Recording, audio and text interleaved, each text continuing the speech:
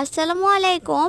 কেমন আছেন সকলে? আজকে হাজির হলাম নতুন একটি রেসিপি নিয়ে। এর জন্য আমি কিউব করে কেটে নেওয়া আলু নুন হলুদ দিয়ে সুন্দর করে ভেজে নিলাম। ভেজে নিয়ে ওই একই তেলে আমি দিয়ে দিলাম পরিমাণ মতো পেঁয়াজ কুচি এবং মরিচ কুচি।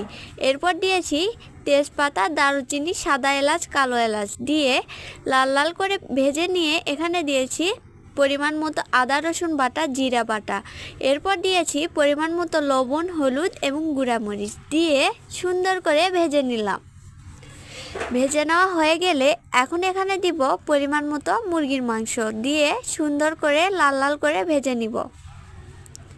ভেজে নেওয়া হয়ে গেলে এখন এখানে আমি অ্যাড করব পরিমাণ মতো অল্প একটু পানি দিয়ে পানিগুলো শুকিয়ে কষিয়ে নিব।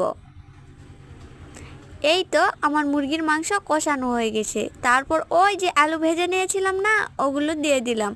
আলুগুলো কিন্তু আমার তেলে ভাজতে ভাজতেই অনেকটা সিদ্ধ হয়ে গিয়েছিল। এই তো সুন্দর করে কষিয়ে নিয়েছি। আবারও এখানে পরিমাণ মতো পানি অ্যাড করব। পানি অ্যাড করে আবারও সুন্দর করে কষিয়ে নিব। কষিয়ে নেওয়া হয়ে গেলে এখন আমি এখানে পরিমাণ মতো ঝোল দিয়ে নিব। আমার রেসিপিগুলো ভালো লাগলে আমার চ্যানেলটি সাবস্ক্রাইব করে বেল আইকন টিপ দিয়ে রাখবেন। এই তো আমার রান্নাটি হয়ে গিয়েছে।